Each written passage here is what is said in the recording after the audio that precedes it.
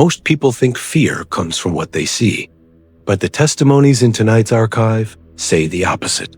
They didn't see anything. They didn't hear footsteps. And yet, every single one of them was certain something was there.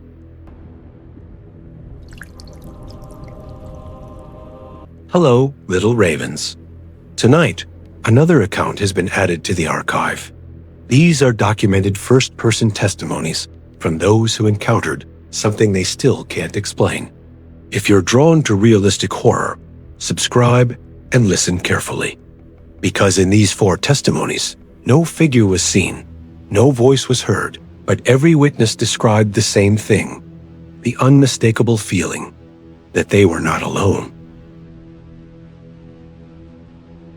I moved into the apartment at the end of October because it was inexpensive and unusually quiet for the area. The building was older, but recently renovated, with pale walls, new wooden floors, and large windows that faced another complex across a narrow alley. During the day, the place felt ordinary, almost sterile, but at night, the silence settled in a way that felt heavier than it should have. The first week passed without incident. I worked late shifts remotely, so most evenings I sat alone at my desk near the window, illuminated only by a small lamp and the distant glow of a flickering hallway light in the building opposite mine. That light never stayed on consistently. It pulsed at irregular intervals, sometimes cutting out for several seconds before returning with a dull fluorescent hum. I remember thinking it made the alley look like it was breathing. The first time I felt it, I was answering emails close to midnight. There was no sound to announce it, no visible movement in the room, yet I became abruptly aware that the air behind my chair felt different. Not colder or warmer, but denser, as though the space near the apartment door had gained weight. My shoulders tensed before I consciously understood why. It felt like someone had stepped into the room and stopped a few feet behind me. I turned immediately. The door was closed, the chain in place, and the hallway beyond the peephole was empty. The apartment looked exactly as it had moments earlier. When I faced my desk again, however, the sensation returned almost instantly, settling at the edge of my awareness, like a pressure against my back. I tried to rationalize it. New environment, unfamiliar acoustics, imagination amplified by fatigue. But over the next several nights, the pattern repeated with disturbing consistency. The feeling only appeared when the apartment was completely quiet, and I remained still for more than a few minutes. If I moved around or turned on music, the atmosphere normalized. When silence returned, so did the density in the air, as if something intangible occupied the space just outside my peripheral vision. A faint smell began accompanying the sensation. It was subtle enough that I questioned whether it existed at all, yet distinct enough that I could describe it precisely. It reminded me of old paper stored in a sealed box, dry and slightly stale, layered with the scent of a room that had not been opened for years. The odor would surface gradually, linger while the pressure in the air intensified, and disappear the moment I disrupted the silence by standing or speaking. One Sunday evening, the building lost power during a storm. The lights went out without warning, and the sudden absence of electrical hum transformed the apartment into something unfamiliar. Without the refrigerator's vibration or the distant traffic outside, the silence felt absolute. I sat on the edge of my bed with my phone's flashlight pointed toward the floor, waiting for the power to return. That was when the sensation changed. Instead of forming behind me, it manifested beside me on the mattress. The air to my right felt compressed, as though an unseen mass occupied the space. When I shifted slightly, the movement felt resisted, not physically blocked, but subtly slowed, like pushing my arm through thicker atmosphere. My breathing became shallow, instinctively controlled, as if I were trying not to draw attention. The smell returned stronger than before. It carried the same dry, aged quality, but now it seemed warmer, almost humid against my skin. I could feel the faintest difference in temperature along the right side of my face, a delicate gradient that suggested proximity. I did not hear breathing, Yet I had the unsettling impression that the rhythm of the room had synchronized with mine. Without thinking, I whispered a single word into the darkness. The sound barely carried beyond my lips, but the moment it did, the pressure intensified. It did not move closer in any measurable way. Rather, it felt as though it had been attentive and had now acknowledged me. The awareness that I was not alone settled into something deeper than fear. It was certainty. I resisted the urge to turn my head. Every instinct told me that if I looked directly at the space beside me, the sensation would not vanish. It would remain exactly where it was, occupying the empty air with deliberate stillness. My skin prickled along my arms, not from cold, but from the overwhelming perception of being observed at close range. When the power abruptly returned, the overhead lights snapped on, and the refrigerator resumed its low mechanical hum. The pressure vanished instantly, as though erased. The smell dissipated within seconds, leaving behind the neutral scent of clean wood and paint. I was alone on the bed, the mattress undisturbed, the room perfectly ordinary. In the days that followed, I attempted to recreate the conditions intentionally. I turned off all electronics, sat motionless, and waited in complete silence. Sometimes nothing happened. Other times, after several minutes, the atmosphere thickened again, though never as strongly as during the outage. The presence seemed selective, appearing only when the quiet felt deep enough to swallow the room. The most unsettling shift occurred a week later.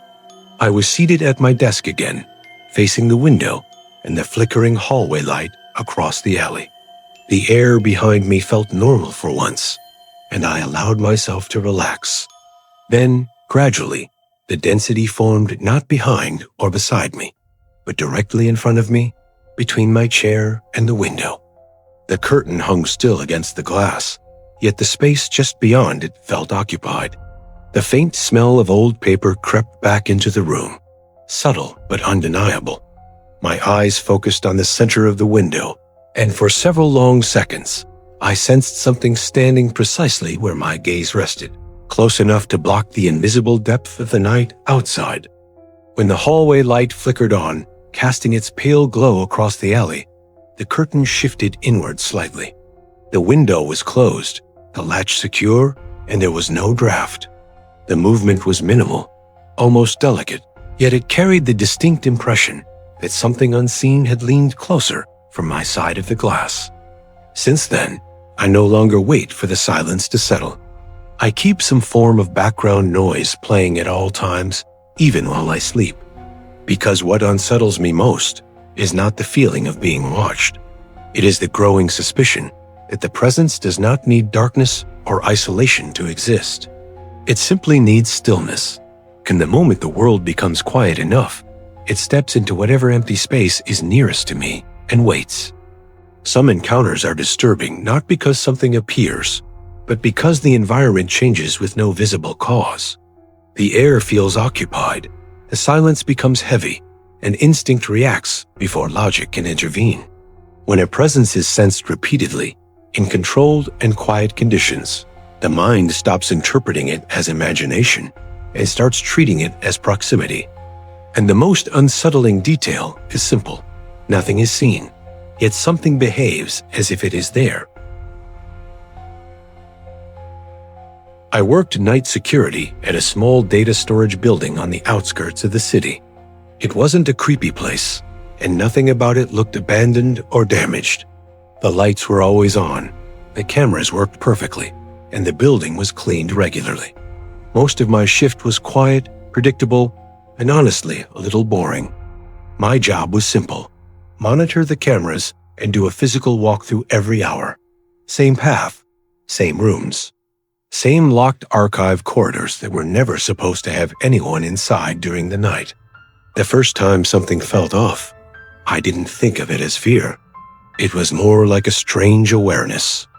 Around 2:15 a.m., I was walking through Corridor B, which connects the main storage room to the restricted archive section.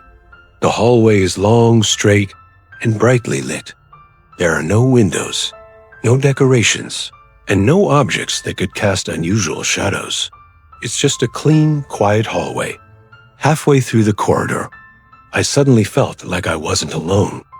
There was no sound behind me, no footsteps, no doors opening, no movement on the cameras earlier that night. Still, the space behind my back didn't feel empty anymore. It felt occupied. I stopped walking and listened carefully. The ventilation system was running like always, producing a low and steady hum. The lights above me were not flickering. Nothing changed in the environment. When I slowly turned around, the corridor was completely empty from end to end. I remember standing there for a few seconds, staring at nothing, trying to understand why my body felt tense for no clear reason. I told myself it was just fatigue. Night shifts mess with your perception sometimes, especially in quiet environments. But the feeling didn't fully go away when I resumed walking. It stayed behind me, not stronger, not weaker, just present, like someone standing a few steps away without making any noise. The next night, it happened again in the exact same spot. Same time range, same section of the corridor, same sensation of quiet presence behind me, while everything around me looked normal. This time, I decided not to turn around immediately. Instead, I kept walking slowly, paying attention to my surroundings. My footsteps echoed softly on the floor, and the sound behaved exactly as expected in an empty hallway.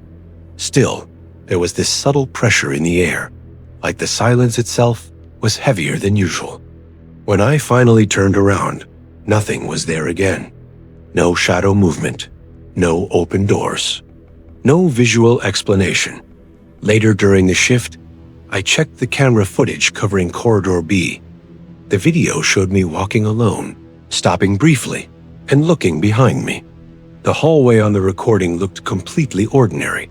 No glitches, no motion detection alerts, no signs of anyone entering or exiting the area. If someone else watched that footage, they would just see a guard pausing for no reason. A few nights later, I tried something different.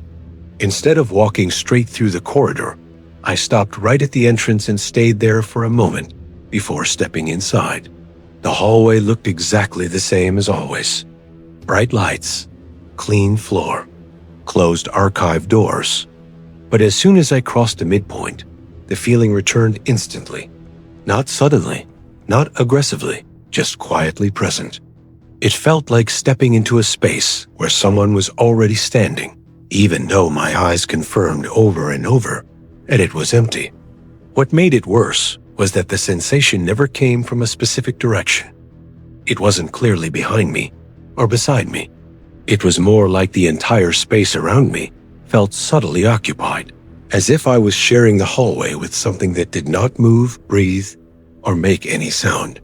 One night, I forced myself to stand still right in the middle of that section. I didn't turn around. I didn't check the cameras. I just stayed there, facing forward. After about 30 seconds, my body reacted before my mind did. My shoulders felt stiff, and my breathing became slower without me noticing. The silence felt different, not louder, but heavier. Like the air in that exact spot carried tension that didn't exist in the rest of the building. I eventually turned around very slowly. The corridor behind me was empty, perfectly lit, and completely normal. Still, the feeling didn't disappear immediately. It faded gradually, only after I walked past the end of the hallway and entered the next section of the building. Since then, every single walkthrough follows the same pattern. The building feels normal in every other area. But that one stretch of Corridor B never feels empty anymore. Even on nights when I feel calm, focused, and fully alert. The moment I reach that midpoint, there is always this quiet, persistent awareness that the silence around me is not as empty as it should be. Some stories are frightening because of what people see. This one is different. He never saw anything. He never heard footsteps. The cameras showed nothing unusual. And yet, the feeling appeared in the exact same place, at the exact same point, night after night. That is what makes this testimony disturbing. Because when a location consistently feels occupied, even when every logical check says it is empty, the fear stops being visual and becomes psychological. The mind can ignore a shadow. It can dismiss a noise, but it struggles to ignore a repeated sensation of presence in a controlled environment, especially in a place with lights, cameras, and routine. The real question is not what was in that corridor.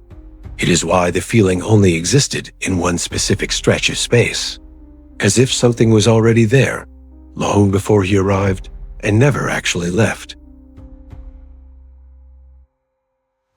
I work maintenance at a small hotel near the highway. It is not old enough to be considered historic, but it is old enough to have thin walls, worn carpets, and pipes that knock softly at night. I have worked there for 3 years, mostly evening shifts, fixing small issues and responding to guest complaints. Nothing about the building ever felt threatening. Tired, yes. Worn down, yes, but never wrong. That changed 1 week in late October. It started with a call from room 214. The guest said he kept waking up with the strong feeling that someone was standing near the foot of his bed. He admitted he never saw anything. He just said that every time he opened his eyes, his body was already tense, like he had been watching someone in the dark. I checked the room myself. The lock worked. The windows were sealed. Nothing unusual.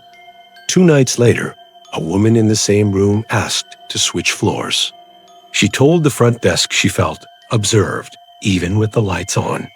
She laughed while saying it, but she did not smile. After the 3rd complaint, my manager asked me to spend part of my shift in 214 after checkout, just to make sure there was no issue with lighting, wiring, or ventilation. I brought a small toolkit and sat inside with the door closed. The room looked normal. Standard bed, dresser, television mounted to the wall, beige curtains pulled halfway across the window. I turned off the main lights and left only the bedside lamp on, trying to recreate the nighttime feeling the guests described. For the first 10 minutes, nothing happened. I heard the distant sound of cars passing outside and the low hum of the air conditioner. I sat in the desk chair facing the bed, and I became aware of something I cannot fully explain. It was not a sound or a shadow. It was the sensation that the space near the closet door, to the left of the bed, felt occupied. My eyes kept drifting there without my permission. The closet door was closed. The surface was flat, white, and completely still. I told myself I was reacting because I expected something. To test it, I stood up and moved closer to the closet. The feeling did not grow stronger, but it did not disappear either. It felt steady, like standing beside someone who refuses to acknowledge you. I opened the closet door quickly. Inside were extra pillows and a folded blanket. Nothing else. I left the closet open and stepped back toward the bed. The sensation shifted slightly, not location exactly, but intensity. It felt closer to the edge of the mattress now, as if someone had moved from the closet area to stand near the foot of the bed. My breathing became shallow without me deciding to change it. The room temperature was normal, but the air felt heavier in my lungs. I sat on the edge of the bed and looked straight ahead. The lamp cast a soft yellow light across the carpet. There were no moving shadows, no reflections, no signs of intrusion. Everything looked ordinary, which made the feeling harder to ignore. After a few minutes, I lay back on the bed to see what the guests might have experienced. The ceiling was plain, with a small smoke detector near the center. As I stared upward, the awareness intensified, not around the room this time, but directly above me. It felt like someone leaning forward, just out of sight, studying my face from a distance too close for comfort. I did not see anything on the ceiling. There was no mark, no shape, nothing unusual in the light. Still, my body reacted. My arms felt tight against the mattress. My jaw clenched. I had the clear impression that if I turned my head slightly to the left, I would see something standing beside the bed. I did not turn. Instead, I stayed still for almost a full minute, trying to prove to myself that the sensation would fade if I ignored it. It did not fade. It remained steady and patient, like it was waiting for me to acknowledge it. When I finally sat up, the pressure lifted immediately, as if whatever had been close retreated the moment I changed position. I turned on all the lights before leaving the room. Nothing in 214 has ever appeared on camera. No guest has reported movement, noises, or physical contact. Only the same description repeated in different words. It feels like someone is there, but nothing is visible. I still work at that hotel. Room 214 is still rented regularly. Most nights are uneventful. But whenever I walk past that door during a quiet shift, I become aware of the empty space inside.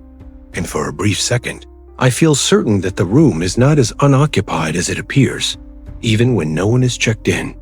I never researched that place online, because I'm afraid I might find something that could give me a reason to quit my job.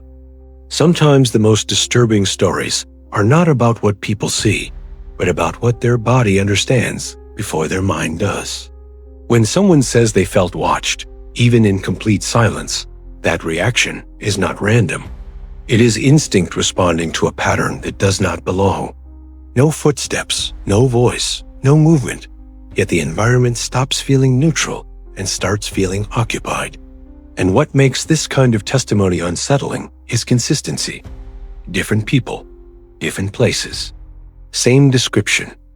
A presence that never shows itself, but slowly changes how the air feels, how the space sounds, and how safe the silence becomes. You cannot argue with something you never see, but your nervous system still reacts. And sometimes, that reaction is the only evidence they have left. I worked the late shift at a small private clinic that closed to patients at 8 p.m. After that, only 2 people stayed in the building. Me and a nurse who handled paperwork in a back office. My responsibility was to clean common areas, lock consultation rooms, and turn off unnecessary lights before midnight. The clinic was modern, well-lit, and quiet in a normal way. White walls, polished floors, large mirrors near the waiting area. Nothing about it suggested mystery or history. It was just a functional place where people came for routine exams.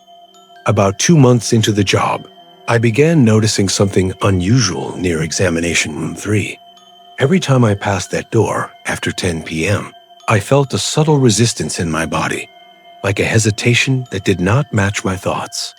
I never saw movement, never heard anything from inside, and the room was always empty after closing. At first, I ignored it. Night shifts can distort perception, especially in silent environments. But the feeling became consistent. It only happened near that door, nowhere else in the clinic. One evening, while wiping down the hallway counter, I noticed the door to room 3 was slightly open. I was sure I had closed it earlier. I walked toward it, expecting to find nothing unusual. The lights inside were off, and the room was dark, except for the faint glow from the hallway. I pushed the door open fully and reached for the switch. The overhead lights came on instantly. The room was empty. Exam table in the center. Cabinet drawers closed. Sink dry. Everything in place. Still, I felt watched, not from behind me, from inside the room. Specifically near the far wall, beside the tall metal cabinet where medical supplies were stored. I stood still, staring at that corner. The feeling intensified, like my body was reacting to something just outside my field of focus. My heart rate increased without a clear reason. The room looked completely normal, yet the space beside the cabinet felt occupied. I took a slow step forward. Nothing changed visually. Another step. The sensation sharpened, as if I was getting too close to something invisible. Then it happened. For less than a second, something stood there. It was not a shadow and not a reflection. It had shape and height, roughly the size of an adult person, positioned between me and the cabinet. I did not see a clear face or details, but I saw a form, darker than the wall behind it, solid enough to block part of my view. It did not move toward me. It did not make a sound. It simply existed for a brief, impossible moment. Then it was gone. Not fading, not dissolving, just gone. The wall and cabinet were fully visible again, exactly as before. I did not blink during that second. I am certain of that. My eyes were fixed on the same spot. The lighting did not flicker. The room did not change. But the space had been occupied. I stepped back immediately, my body reacting before my mind could process what I had seen. My hands felt cold, and my breathing became shallow. I scanned the entire room again, expecting some explanation, a trick of light, a passing shadow from the hallway, anything logical. There was nothing. The nurse was still in her office down the corridor. No one else was in the building. I left the room lights on that night and finished my shift without returning to that area alone. In the following days, I avoided looking directly at that corner. The strange feeling still appeared whenever I entered room 3, but it never reached the same intensity. And the figure never appeared again? No cameras in the hallway showed unusual movement. No alarms were triggered. The clinic continued operating as normal. But I know what I saw. It was not imagination built over time. It was immediate, clear, and physical. A presence that had been invisible for weeks chose one brief second to exist in visible form, as if proving that the sensation I felt before had always been connected to something real. And what unsettles me most is not that it appeared. It is that it disappeared without effort, as if materializing for that instant required no more energy than remaining unseen. What makes this account disturbing is not the appearance itself, but the timing. The presence didn't move, didn't act, didn't announce itself. It simply existed for a second in the exact place the witness had been sensing for weeks. That suggests something far more unsettling than a random visual mistake. It implies consistency. And when something unseen maintains a fixed position in a space over time, only revealing itself briefly, the question is no longer whether it was there in that moment, but how long it had been standing there before anyone finally saw it. Some presences are loud. Some make noise, move objects, or leave clear signs. But the testimonies in tonight's archive share a different pattern. In every case, the witnesses did not begin with fear. They began with a sensation, a subtle awareness that something was slightly off in the environment, a space that felt occupied, a silence that felt observed, a room that never felt completely empty, even when logic insisted that it was.